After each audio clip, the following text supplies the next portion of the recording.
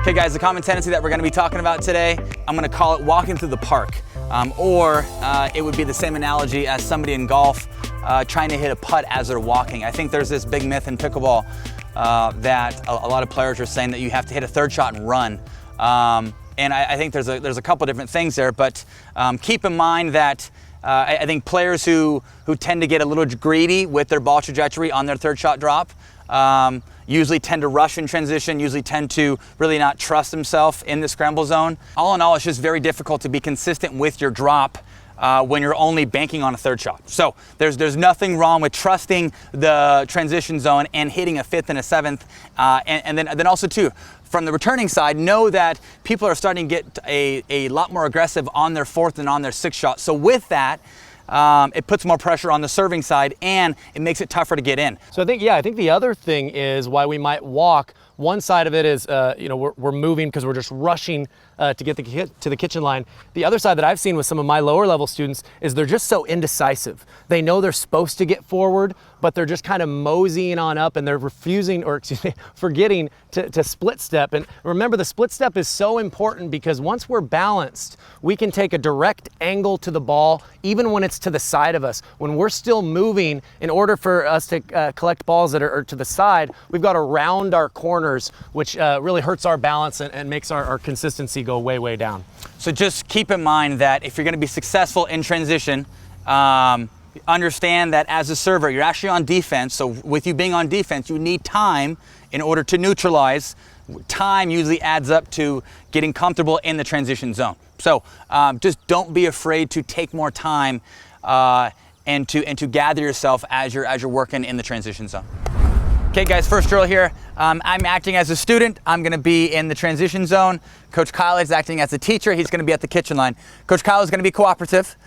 He's gonna move me around here. My job here is just to get comfortable in the transition zone. I can take balls out of the air, I can take balls off the bounce. But the big piece of this drill is that I'm gonna say red, yellow, or green based off of my ball trajectory. If you're gonna get comfortable with coming in, if you're gonna get comfortable in the transition zone, if you're gonna win most of your points from the kitchen line, you have to start gauging ball trajectory. If you're gonna gain real estate, you have to gauge ball trajectory. So here, simply, I'm gauging ball trajectory and I'm basically saying, is my opponent hitting a ball in red or yellow or green, okay? Yeah, and the earlier that Tyson can tell that, the quicker he's gonna know what the appropriate thing to do with his court positioning will be. So if he can tell that it's gonna be green, the last thing he's gonna wanna do is charge and reduce his time. On the flip side of that, if he hits one in red, he would know normally that's his license to go ahead and gain some real estate. Okay. In a good athletic stance here. Okay, here we go. Red. Perfect. Here we go. Yellow. Right, here we go. Red. Perfect. Yellow. Nice. Green, big no-no. Red. Notice how early Tyson's able to tell about which zone it's gonna go. He's gonna be able to know what to do that much quicker and put his body in the best position to play the appropriate shot. If it's a mistake, he's gonna commit to defense. Red. If it's executed well, he's gonna put more pressure on his opponents by gaining some space forward. I think too, from a technical standpoint, when I'm able to get this ball in transition really shallow, it's when my paddle is almost like a statue. Yeah. And if you're using the Tyson McGuffin, Sucker Invicta, you can always trust that you can hit the ball shallow with this beautiful paddle. But just keep in mind, from a technical standpoint, less is so much more in transition.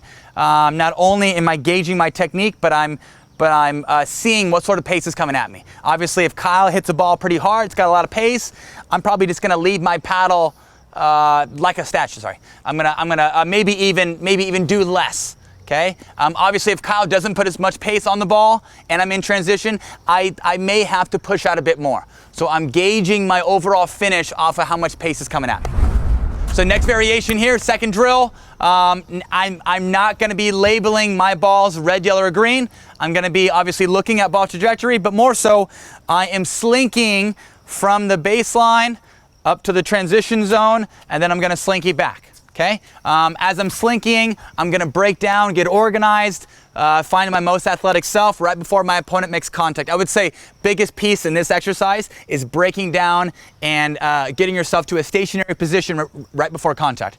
Okay, ready here?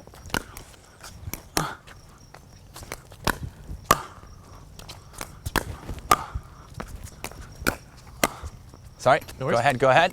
I'm giving myself plenty of height, then I slinky back. Plenty of height, slinky back. Plenty of height, slinky back. Same thing. Plenty of height, slinky back. So even within the transition zone, guys, Tyson wants to get a gauge on what he needs to do from each location. Yep. Yeah, it's a pretty good ball. And you see how Kyle's starting to add a bit more pace in, makes me better, right? He's getting a benefit out of it. Kyle, what are you doing over there? So what I'm working on is a shot called a step back fourth shot. If I can take the ball out of the air, but I sense that I'm over leaning and I don't have much body weight behind it, I'm better off taking a step back, waiting for that ball to sit up at the apex. Even though that gives him more time to potentially come forward, it allows me to take a full cut at it and I have a lot more options. I like it.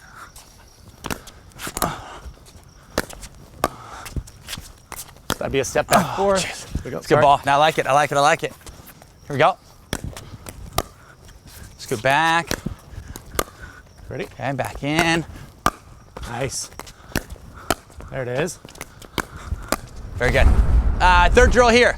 Same sort of idea. Coach Kyle is acting as a returner. I'm acting as a server. My role now is that I have to hit a third, a fifth, and a seventh. Try to get myself all the way up and established. If I made all three balls, we can play the point out and have some fun with it. We're not going to keep track of score. Okay, ready here? Here's my third. I'm breaking down early. Here's my fifth.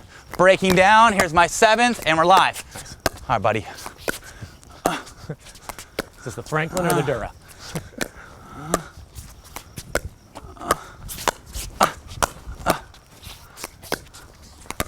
Play it. Okay, same thing here. Hitting my third, looking at ball trajectory, giving myself time. Sorry. Here we go. Again. Third, gauging ball trajectory, getting in, getting organized. There's my fifth. Here's my seventh, and I'm live.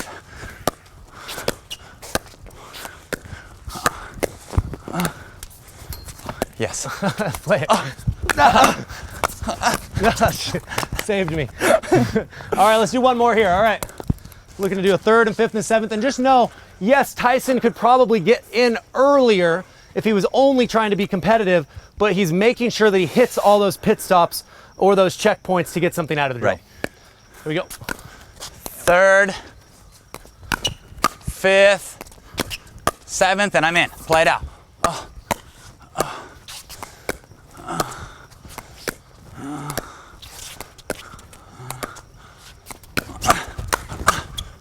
Ooh. All right, guys, drill recap here. So firstly, I was acting as a student in the transition zone. Coach Kyle here was acting as a teacher from the kitchen line. He was feeding a return at my feet, super cooperative. This is for lower levels, probably 3-0 and below. My main role was just to hit a drop back in the kitchen and get comfortable in the transition zone, but I was labeling where I was hitting, if it was in my opponent's red zone, yellow zone, or green zone. So first drill, more so wrapped around ball trajectory, getting comfortable in transition, and labeling the zones. Second drill was slinky. We started out at the baseline. You had to slinky from the baseline up to the transition zone and then slinky back. Great drill to really get yourself organized, get yourself gathered, break down before your opponent makes contact, really trust your height. And then third drill, you had to hit a third, fifth, and a seventh. And then if you were successful and made all three balls, you came in and played the point out, but we didn't keep track of score.